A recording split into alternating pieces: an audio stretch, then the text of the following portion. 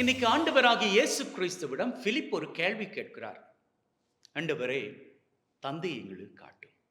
அதுக்கு இயேசுவினுடைய பதில பாருங்க. என்னை காண்கிறவன் தந்தையை காண்கிறான். அவருடைய அர்த்தம் என்ன தெரியுமா? நான் வேறு, தந்தை வேறு கிடையாது. நான் எப்படி இருக்கிறேனோ அதே போலதான் தந்தை இருக்கிறார்.